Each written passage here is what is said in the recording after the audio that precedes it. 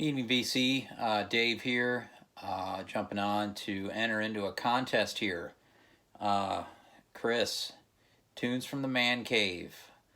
If you're not familiar, check out his channel.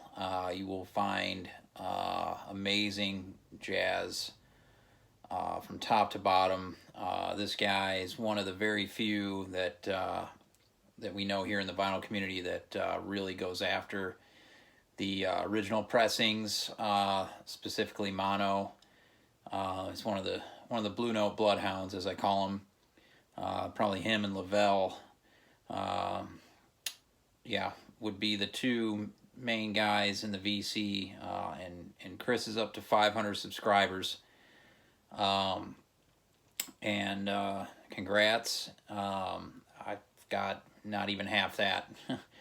Not something I really keep track of, but that's mind blowing to get that many people checking out us slinging records around, which is cool.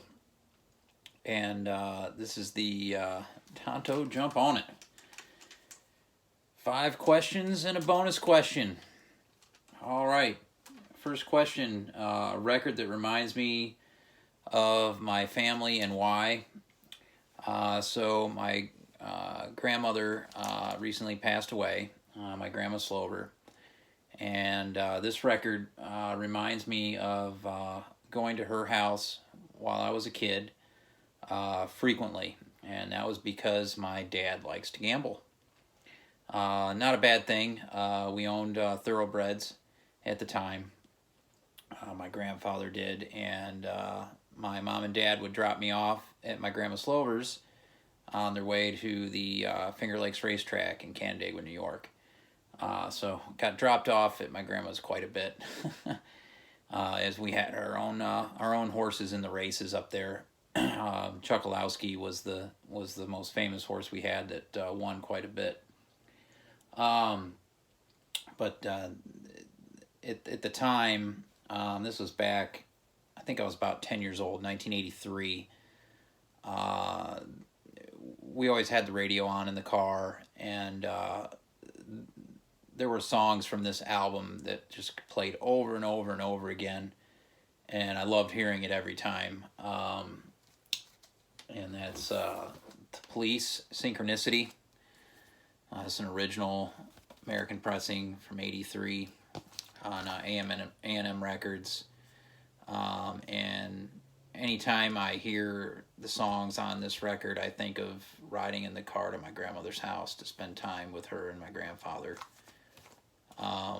This is an iconic record. And man, I think my favorite song is the last track on side 1, Synchronicity 2. It's just fucking heavy. It's just, what an amazing track. But of course, at the time, a lot of these songs were number one for quite a while on the radio.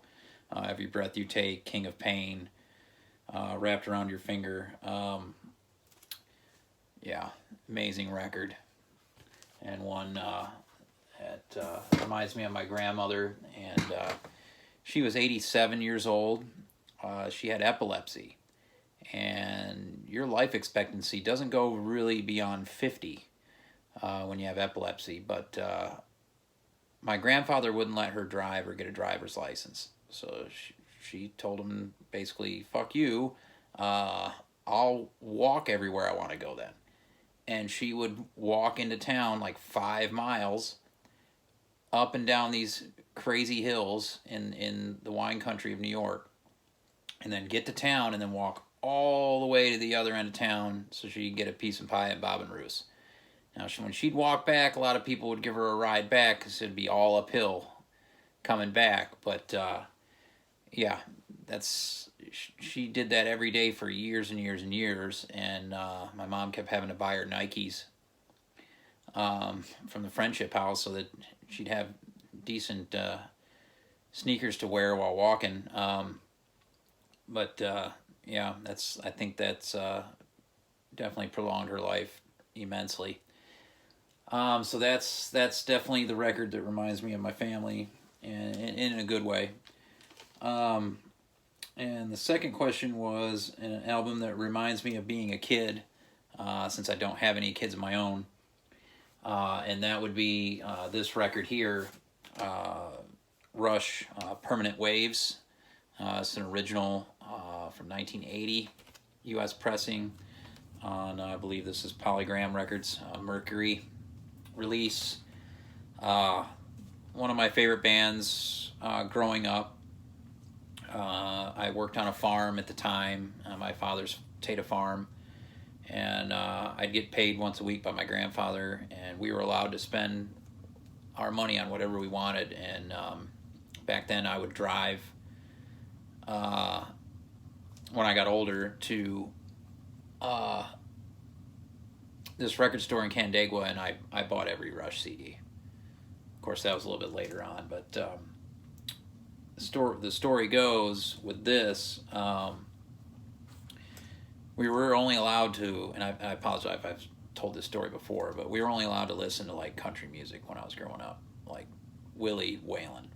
Pretty much just, I didn't really care for Willie's, but I loved Waylon Jennings.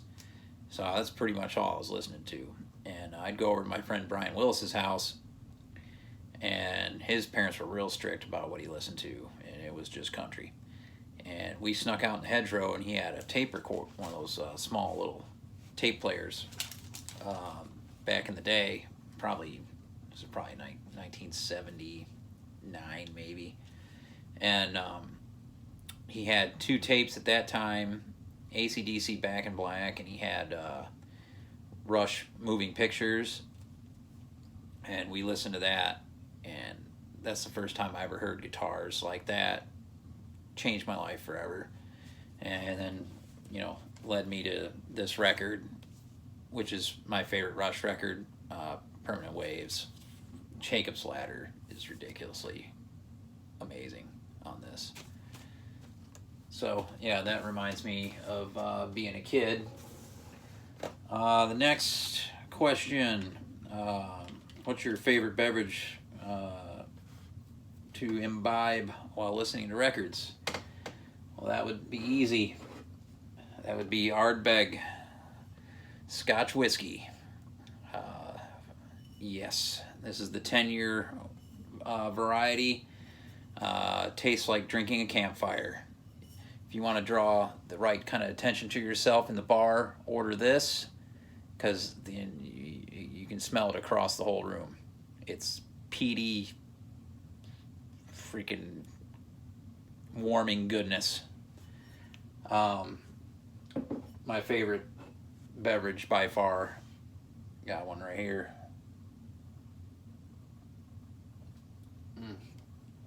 And it burns all the way down, as it should.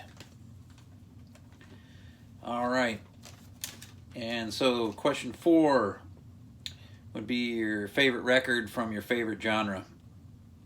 And if you watch my channel, you know I'm crazy into jazz, but as it goes, it's not really my favorite genre. It's definitely up there, but I'm not good at really putting stuff into genres anyway. But this record immediately came to mind. This is one of the most remarkable albums to come out in the last 20 years, and it's not just my opinion. A lot of my close friends would agree. That's Kowloon Walled City, Grievances, on Gilead Media from 2015. Absolute masterpiece. This is, if you want a genre, this is the genre called fucking heavy. All right. And this is self-produced and recorded. Man, Scott Evans, he's a guitarist, singer, and he's the sound engineer. It's one of the best sounding albums I've ever heard in my life, above almost anything I've ever heard. This is a remarkable, slow, heavy, amazing guitars, real heavy, crunchy vocals. This is on YouTube. You can check it out. They're from San Francisco.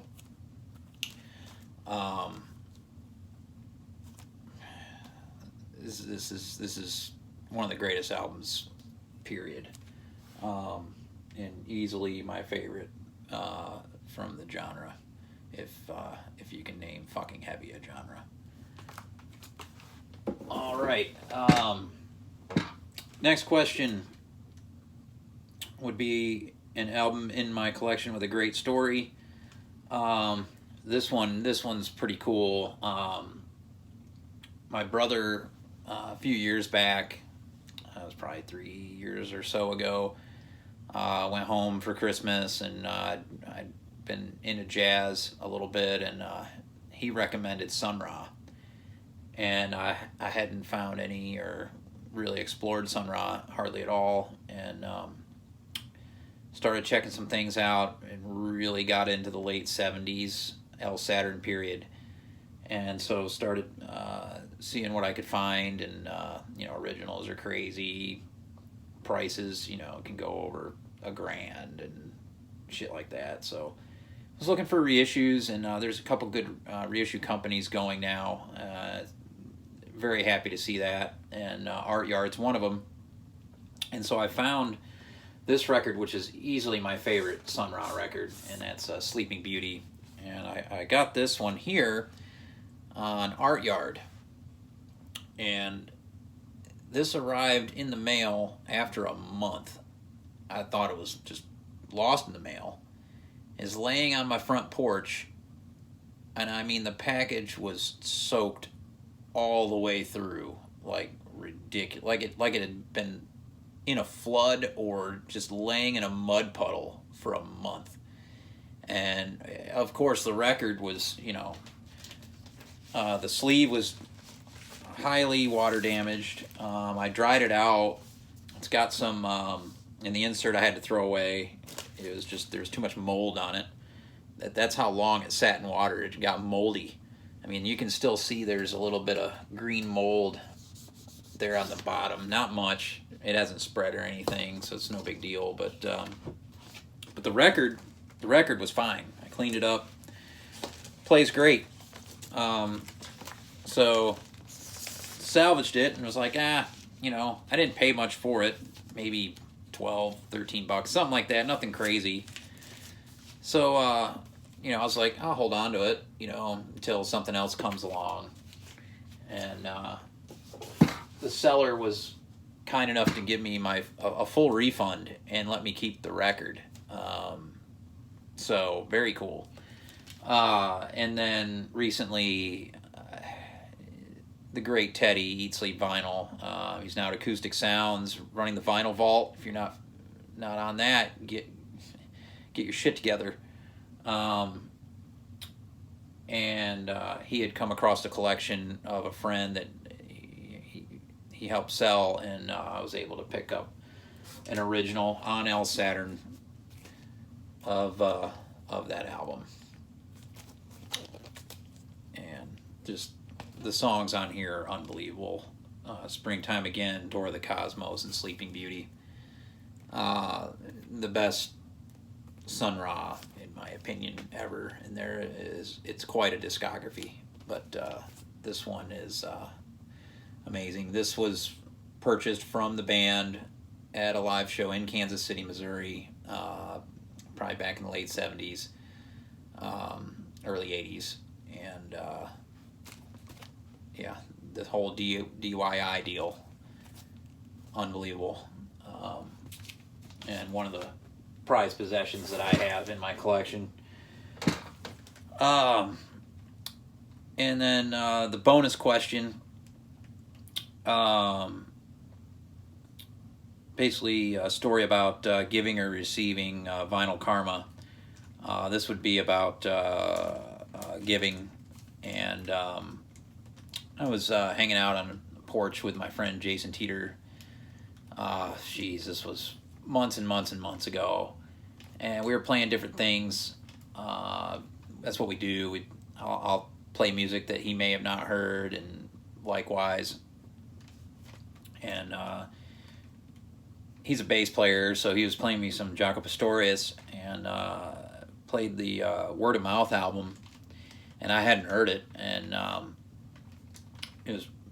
I dug it, and he was like, you know, I know you're finding vinyl all the time like crazy. He says, if you ever see that record, let me know, because I've never been able to find it. And I said, all right, if I run across a copy, I'll be sure to let you know. And so I was in Lunchbox Records one day, and there it was in the new arrivals, an 81 promo copy, decent shape. And I hadn't, you know, it'd been a long time. And that's the first time I've ever seen a copy of that record in probably 3 years. And I completely forgot to text him. The next day I'm at work, and it hit me at lunch, and I was like, oh shit, I hope it's still there. I texted him. He called up there, and they held it for him, and he got it.